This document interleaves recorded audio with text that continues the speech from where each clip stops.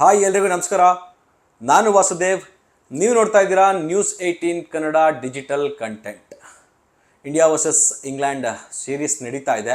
ಎಲ್ಲರೂ ಕೂಡ ಫಾಲೋ ಮಾಡ್ಕೊಂಡು ಬಂದಿದ್ದೀವಿ.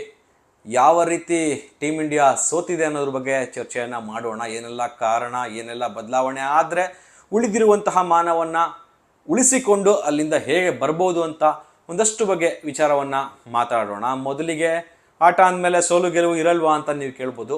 100% ಸೋಲು ಗೆಲುವು ಖಂಡಿತ ಇರುತ್ತೆ. ಆದರೆ ಪ್ರಯತ್ನ ಪಡದೆ ಸೋಲೋದಿದೆಯಲ್ಲ, ಅದು ತುಂಬ ಹರ್ಟ್ ಮಾಡುತ್ತೆ ಎಂಥವ್ರಿಗಾದರೂ. ಅಭಿಮಾನಿಗಳಿಗಂತೂ ನಮ್ಮ ಟೀಮ್ ಇಂಡಿಯಾನ ಇದು, ನಾವು ಚಾಂಪಿಯನ್ ಗೆದ್ದಂತಹ ಒಂದು ತಂಡನ ಇದು, T20 ಫಾರ್ಮೇಟ್ನಲ್ಲಿ ಕಿಂಗ್ ಅಂತ ಅನ್ಸ್ಕೊಂಡಂತಹ ಭಾರತ ಇಷ್ಟು ಹೀನಾಯವಾಗಿ ಆಡೋದಕ್ಕೆ ಹೇಗೆ ಸಾಧ್ಯ ಅನ್ನುವಂತಹ ಮಾತುಗಳನ್ನು ಕೂಡ ಕೇಳ್ತಾ ಇದ್ದೀವಿ.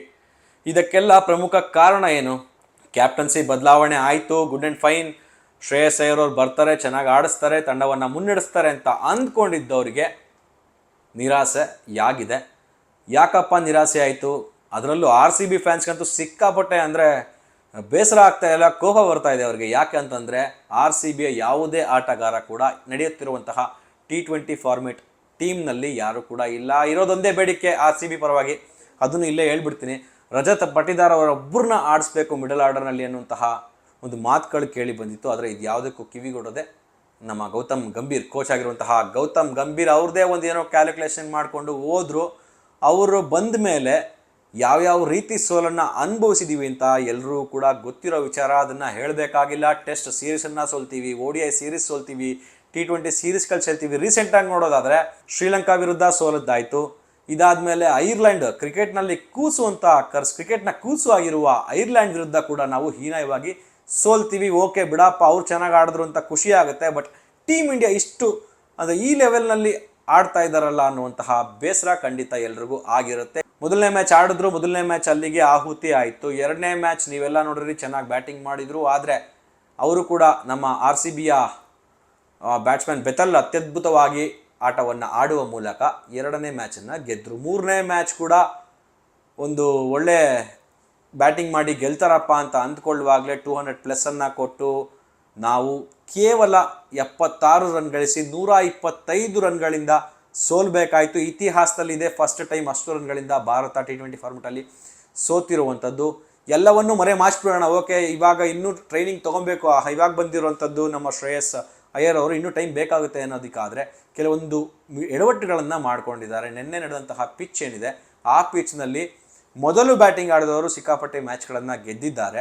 ಆದರೆ ಶ್ರೇಯಸ್ ಅಯ್ಯರ್ ಅವರು ಟಾಸ್ ಗೆದ್ದರು, ಚೇಸಿಂಗನ್ನು ತಗೋತಾರೆ. ತಪ್ಪ ಅಂತ ನೀವು ಕೇಳಿದ್ರೆ ಖಂಡಿತ ತಪ್ಪಲ್ಲ. ಯಾಕಂದರೆ ಚೇಸಿಂಗ್ ಮಾಸ್ಟರ್ಸ್ ಅಂತ ಕರೆಸ್ಕೊಳ್ಳೋದು ನಮ್ಮ ಟೀಮ್ ಇಂಡಿಯಾ. ಸೊ ಅವರಿದ್ದಾಗ ಚೇಸಿಂಗ್ ಈಸಿಯಾಗಿ ಆಗುತ್ತೆ ಅಂತಲೇ ಅಂದ್ಕೊಂಡಿದ್ವಿ. ಅಂದ್ಕೊಂಡಂಗೆ ಆಗಿದ್ರೆ ನಾವ್ಯಾಕೆ ಈ ಬಗ್ಗೆ ಚರ್ಚೆಯನ್ನು ಮಾಡಬೇಕಾಗಿತ್ತು? ಎಸ್, ಇಲ್ಲಿ ಫೇಲ್ಯೂರ್ಗಳ ಬಗ್ಗೆ ಅಷ್ಟೇ ಮಾತಾಡಬೇಕು.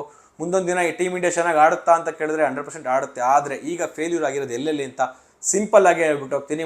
ಮೊದಲನೇ ಪಾಯಿಂಟ್ ಏನಪ್ಪ ಅಂತಂದರೆ, ಮುಂಚೆ ಲೆಫ್ಟ್ ಹ್ಯಾಂಡರ್ ಬ್ಯಾಟ್ಸ್ಮನ್ಗಳು ಇದ್ದರೆ ಚೆನ್ನಾಗಿರುತ್ತೆ. ಲೆಫ್ಟ್ ಟು ರೈಟ್ ಕಾಂಬಿನೇಷನ್ ಇತ್ತು ಓಪನಿಂಗ್ ಸ್ಲಾಟು, ಅದನ್ನು ಕಂಪ್ಲೀಟಾಗಿ ಬದಲಾಯಿಸ್ಬಿಟ್ರು. ಅಂದರೆ ಓಪನಿಂಗ್ ಬ್ಯಾಟ್ಸ್ಮನ್ ಅಂತ ಹೋಗೋದಲ್ಲ, ಇರೋದು ಒಬ್ಬರೇ, ಶ್ರೇಯಸ್ ಅಯ್ಯರ್ ಒಬ್ಬರೇ ಈಗ ರೈಟ್ ಹ್ಯಾಂಡ್ ಬ್ಯಾಟ್ಸ್ಮನ್. ನಮಗೆ ಇರುವಂತಹ ಭರವಸೆ ಒಬ್ಬರೇ ಏಕೈಕ ಬ್ಯಾಟ್ಸ್ಮನ್, ರೈಟ್ ಹ್ಯಾಂಡ್ ಬ್ಯಾಟ್ಸ್ಮನ್. ಇನ್ನು ಉಳಿದವರಂಥ 7 ಜನ ಬ್ಯಾಟ್ಸ್ಮನ್ಗಳು ಕೂಡ ಲೆಫ್ಟ್ ಹ್ಯಾಂಡರ್ಸು.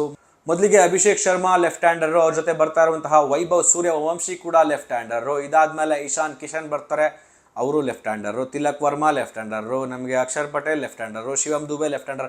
ಎಲ್ಲ ಲೆಫ್ಟ್ ಕಾಂಬಿನೇಷನ್ನ ಬ್ಯಾಟಿಂಗ್ಗೆ ಕಳಿಸಿದ್ರೆ ರೈಟ್ ಹ್ಯಾಂಡ್ ಬ್ಯಾಟ್ಸ್ಮನ್ ಇರೋದು ಯಾರಪ್ಪ ಅಂದರೆ ಸಂಜು ಸ್ಯಾಮ್ಸನ್ ಇದ್ದರು. ಅವ್ರನ್ನ ಕೂಡಿಸಿ ವೈಭವ್ಗೆ ಚಾನ್ಸ್ ಕೊಟ್ಟಿದ್ದಾರೆ. ವೈಭವ್ಗೆ ಇನ್ನೂ ವಯಸ್ಸು ಚಿಕ್ಕದು, ಎಕ್ಸ್ಪೀರಿಯನ್ಸ್ ಕಡಿಮೆ ಇರೋದ್ರಿಂದ ಮುಂದಿನ ದಿನಗಳಲ್ಲಿ ಆಡ್ತಾರೆ. ಇಂಟೆನ್ಷನ್ ಚೆನ್ನಾಗಿದೆ, ಅವ್ರು ಬ್ಯಾಟಿಂಗ್ ಮಾಡ್ಬೇಕಾದ್ರೆ ನೋಡಿದ್ರೆ ಇಂಟೆನ್ಷನ್ ಚೆನ್ನಾಗಿದೆ.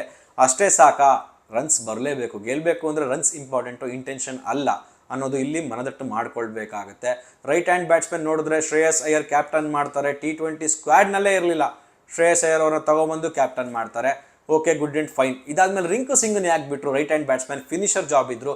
Tilak Varma actually opening batsman, ಅವ್ರನ್ನ ನೀವು ಫಿನಿಷರ್ಗೆ ಕಳಿಸಿದ್ರೆ ಎಲ್ಲಿ ಆಡೋಕ್ಕಾಗುತ್ತೆ? ನೋಡಿ, ಸಿಂಪಲ್ ಕ್ರಿಕೆಟ್ ಅಂದಿರೋಣಪ್ಪ, ಏನು ಆಡೋ 100 ಮ್ಯಾಚ್ನೇ ಒಬ್ಬರೇ ಗೆಲ್ಸೋಕ್ಕಾಗುತ್ತಾ ಅಂತ ನೀವು ಕೇಳಿದ್ರೆ ಖಂಡಿತ ಇಲ್ಲ. ಕ್ರಿಕೆಟ್ ಹಂಗಲ್ಲ. ಆಡಿರೋ 100 ಮ್ಯಾಚಲ್ಲಿ ಒಂದು 50 ಮ್ಯಾಚ್ ಆದರೂ ಕಾಂಟ್ರಿಬ್ಯೂಷನ್ ಇರಬೇಕಲ್ವಾ? ಸೊ ಆ ಥರ ಇದ್ದಾಗಷ್ಟೇ ಅವ್ರನ್ನ ಮ್ಯಾಚ್ ವಿನ್ನರ್ ಅಂತ ಕರೀತಾರೆ. ಸೊ ಈಗಿರುವಂತಹ ಒಂದು ಪರಿಸ್ಥಿತಿ ಏನಪ್ಪ ಅಂತಂದರೆ, ಇಷ್ಟು ಹೀನಾಯವಾಗಿ ಸೋಲುವಂತಹ ಒಂದು ತಂಡವಾಗಿ ಬಿಡ್ತಲ್ಲ ನಮ್ಮ ಚಾಂಪಿಯನ್ಸ್ ತಂಡ ಅನ್ನೋದು ಬೇಜಾರಾಗುತ್ತೆ. ಈ ಹಿಂದೆ ಇದ್ದಂತಹ ಬೇರೆ ಬೇರೆ ಕ್ಯಾಪ್ಟನ್ಶಿಪ್ಪನ್ನು ಏನು ಚೆನ್ನಾಗಿ ಮಾಡಿಬಿಟ್ರಾ ಅಂತ ನೀವು ಕೇಳಿದ್ರೆ ಖಂಡಿತವಾಗ್ಲೂ ಇಲ್ಲ. ಅಲ್ಲೂ ಕೆಲವೊಂದು ಲೂಪ್ ಹೋಲ್ಗಳಿತ್ತು, ಅಲ್ಲೂ ಸೋಲನ್ನು ಕಂಡಿದ್ದೀವಿ. ಆದರೆ ಈ ಮಟ್ಟದ ಸೋಲು ನಿಜಕ್ಕೂ ಅರಗಿಸಿಕೊಳ್ಳಲಾಗದಂತಹ ಒಂದು ಬೇಸರವನ್ನು ಕೊಟ್ಟಿದೆ. ಸಾಕಷ್ಟು ಭಾರತೀಯರಿಗೆ ಬೇಸರಕ್ಕಿಂತ ಜಾಸ್ತಿ ಕೋಪ ಬರ್ತಾ ಇದೆ. ಇಷ್ಟೆಲ್ಲ ಆಟಗಾರರಿದ್ದೀರಾ, ಆದರೂ ಸೋಲ್ಬೇಕಾದಂತಹ ಪರಿಸ್ಥಿತಿ ಎದುರಾಯ್ತಲ್ಲ ಅನ್ನೋದನ್ನು ಅರಗಿಸ್ಕೊಳ್ಳೋಕೆ ಕಷ್ಟ ಆಗ್ತಾ ಇದೆ. ನಡೆಯುವಂತಹ ಇನ್ನೆರಡು ಪಂದ್ಯ ಉಳಿದಿದೆ. ಸೋಲಿನಿಂದ ತಪ್ಪಿಸ್ಕೊಳ್ಬೇಕು ಅಂತಂದರೆ ಗೆಲ್ಲೋಕ್ಕಂತೂ ಅವಕಾಶ ಇಲ್ಲ. ಸೋಲಿನಿಂದ ತಪ್ಪಿಸ್ಕೋಬೇಕು ಅಂತಂದರೆ 2-2 ಗೆಲ್ಲೇಬೇಕು. ಅದಕ್ಕೊಂದು ಪ್ರಮುಖ ಬದಲಾವಣೆಗಳನ್ನು ಮಾಡ್ಕೋಬೇಕು. ಸಾಕು, ಲೆಫ್ಟ್ ಹ್ಯಾಂಡರ್ಗಳ ಸವಾಸ ಸಾಕು ಅಂತ ಅನಿಸುತ್ತೆ ನನ್ನ ಪ್ರಕಾರ. ಅಂದರೆ ಎಲ್ಲರೂ ಹೇಳ್ತಿರುವ ಪ್ರಕಾರ, ಒಂದು ಸ್ಟ್ಯಾಟಿಸ್ಟಿಕ್ಸ್ ಪ್ರಕಾರ ನೋಡೋದಾದರೆ ಸಂಜು ಸ್ಯಾಮ್ಸನ್ ಬರಲೇಬೇಕು. ಯಾವ ರೀತಿ ಅವ್ರು ವರ್ಲ್ಡ್ ಕಪ್ನಲ್ಲಿ ಆಡಿದ್ರು, ಅದಾದಮೇಲೆ ನಮ್ಮ IPLನಲ್ಲೂ ಚೆನ್ನಾಗಿ ಆಡಿದ್ರು, ಇದಾದಮೇಲೆ ಮತ್ತೆ ಅವ್ರನ್ನ ಆಡಿಸ್ಲೇಬೇಕು. ಕೆಲವೊಂದು ಸ್ಟ್ಯಾಟಿಸ್ಟಿಕ್ಸ್ ತೆಗೆದು ವೈಭವ್ ಸೂರ್ಯವಂಶಿ ಅವ್ರನ್ನ ಆಡಿಸ್ಲೇಬೇಕು. ಫೇಮ್ ಇದೆಯಾ ಅಥವಾ ಆಡ್ತಿದ್ದಾರೆ ಚೆನ್ನಾಗಿ, ಹಾಗಂತ ರೈಟ್ ಹ್ಯಾಂಡ್ ಬ್ಯಾಟ್ಸ್ಮನನ್ನು ಬಿಟ್ಟು ಇವರನ್ನ ಆಯ್ಕೆ ಮಾಡ್ತಿರೋದು ಎಷ್ಟು ಸರಿ ಅಂತ ಒಂದು ಗಂಭೀರವಾದ ಪ್ರಶ್ನೆಯನ್ನು ಗೌತಮ್ ಗಂಭೀರ್ ಅವ್ರಿಗೆ ಅಭಿಮಾನಿಗಳು ಕೇಳ್ತಾ ಇದ್ದಾರೆ. ಈ ಬದಲಾವಣೆಗಳನ್ನು ಇಲ್ಲಿ ಮಾಡಿಕೊಂಡ್ರೆ ಟೀಮ್ ಇಂಡಿಯಾ ಸೋಲಿನಿಂದ ಪಾರಾಗಬಹುದು ಅನ್ನೋದು ಕೆಲವೊಬ್ಬರ ಮಾತುಗಳನ್ನು ಕೇಳಿ ಬರ್ತಾ ಇದೆ. ಈ ಬದಲಾವಣೆ ನಾಳೆ ನಡೆಯುತ್ತಿರುವಂತಹ ಮ್ಯಾಚ್ನಲ್ಲಿ ಮಾಡಿಕೊಳ್ಳೇಬೇಕು. ಸಂಜು ಸ್ಯಾಮ್ಸನ್ ಆಡಲೇಬೇಕು. ಅಟ್ಲೀಸ್ಟ್ ಆಗಿ ಮತ್ತೊಬ್ಬ ರೈಟ್ ಹ್ಯಾಂಡ್ ಬ್ಯಾಟ್ಸ್ಮನ್ ನಮಗೆ ಸಿಕ್ಕಂಗಾಗುತ್ತೆ, ಸ್ಕೋರ್ ಮಾಡ್ದಂಗೆ ಆಗುತ್ತೆ. ಇದೆಲ್ಲ ಇಲ್ಲಿ 2 ಆಟಗಾರರನ್ನು ತುಂಬ ಮಿಸ್ ಮಾಡ್ಕೊಳ್ತಾ ಇದೆ ಟೀಮ್ ಇಂಡಿಯಾ ಆಗಿರ್ಬೋದು, ಜೊತೆಗೆ ಅಭಿಮಾನಿಗಳಾಗಿರ್ಬೋದು. ಇವರಿಬ್ಬರು ಇರಬೇಕಿತ್ತು ಗುರು, ಅಟ್ಲೀಸ್ಟ್ ಒಂದು ರೇಂಜಿಗೆ ಗೆಲ್ಲಿಸ್ತಾ ಇದ್ರು ಅನ್ನೋದು ಯಾರಪ್ಪ ಅಂತಂದರೆ ನೋಡಿ, ಜಸ್ಪ್ರೀತ್ ಬೂಮ್ರಾ ಟೀಮ್ ಇಂಡಿಯಾಗೆ ಎಷ್ಟು ಬೇಕಾಗ್ತಾರೆ ಅನ್ನೋದು ಒಂದೊಂದು ಸೀರೀಸ್ಗಳು, ಒಂದೊಂದು ಮ್ಯಾಚ್ ಸೋತಾಗಲೂ ಕೂಡ ನಾವೆಲ್ಲ ನೋಡ್ತಾ ಇರ್ತೀವಿ. ಬೂಮ್ರಾ ಅವರನ್ನು ನಾವು ಎಷ್ಟು ಮಿಸ್ ಮಾಡ್ಕೊಳ್ತೀವಿ ಅನ್ನೋದು ಒಂದಾದರೆ, ಇನ್ನೊಂದು ಆಶ್ಚರ್ಯ ಅನಿಸ್ಬೋದು ನಿಮಗೆ, ಹಾರ್ದಿಕ್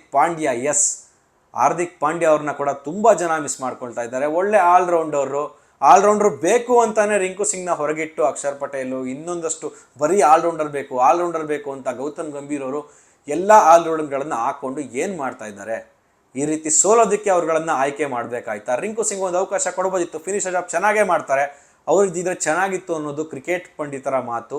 ಏನೇ ಇರಲಿ, ಸೋತ ಮೇಲೆ ಮಾತಾಡೋದು 1000, ಗೆದ್ದ ಮೇಲೆ ಮಾತಾಡಬೇಕು ಅನ್ನೋದೊಂದು ಮಾತಿದೆ. ಗೆದ್ದ ಮೇಲೆ ಗೆಲ್ಲಬೇಕು ಅಂತಂದರೆ ಈ ಒಂದು ಪ್ರಮುಖ ಬದಲಾವಣೆಗಳನ್ನು ಮಾಡಿಕೊಂಡ್ರೆ ಟೀಮ್ ಇಂಡಿಯಾ 2-2 ಗೆದ್ದು ಡ್ರಾ ಮಾಡಿಕೊಂಡು ಮರ್ಯಾದೆ ಉಳಿಸ್ಕೊಂಡು ಬಂದರೆ ಸಾಕಪ್ಪ ಅನ್ನುವಂತಹ ಮಾತುಗಳು ಕೇಳಿ ಬರ್ತಾ ಇದೆ. ಇನ್ನು ಉಳಿದ 2 ಪಂದ್ಯಗಳಲ್ಲಿ ಟೀಮ್ ಇಂಡಿಯಾ ಯಾವ ರೀತಿ ಪ್ರದರ್ಶನ ಮಾಡುತ್ತೆ ಅಂತ ನಿಮ್ಗನ್ಸುತ್ತೆ? ಮರೆಯದೆ ಕಮೆಂಟ್ ಬಾಕ್ಸ್ನಲ್ಲಿ ಕಮೆಂಟ್ ಮಾಡಿ ತಿಳಿಸಿ. ಮತ್ತೆ ಸಿಗೋಣ ಮುಂದಿನ ವಿಡಿಯೋದಲ್ಲಿ. ಅಲ್ಲಿವರೆಗೂ ಟೀಮ್ ಇಂಡಿಯಾ ಗೆದ್ಕೊಂಬರಲಿ ಅಂತ ನಾವು ಕೂಡ ಆಶಿಸೋಣ, ಹಾರೈಸೋಣ. Thank you. ನಿರ್ಭೀತ, ನಿಷ್ಪಕ್ಷಪಾತ, ವಿಶ್ವಾಸಾರ್ಹ ಸುದ್ದಿಗಳಿಗೆ ಹೆಸರಾಗಿರುವ ನ್ಯೂಸ್ 18 ಕನ್ನಡ ಈಗ ಆಪ್ನಲ್ಲೂ ಲಭ್ಯವಿದೆ. ದಯವಿಟ್ಟು ಇಲ್ಲಿರುವ QR ಕೋಡ್ನ ಸ್ಕ್ಯಾನ್ ಮಾಡಿಕೊಂಡು ಆಪ್ ಡೌನ್ಲೋಡ್ ಮಾಡೋದಕ್ಕೆ ಮರಿಬೇಡಿ. ನಿಮ್ಮ ಬೆಂಬಲ ಹೀಗೆ ಸದಾ ನಮ್ಮೊಂದಿಗಿರಲಿ. ಧನ್ಯವಾದ.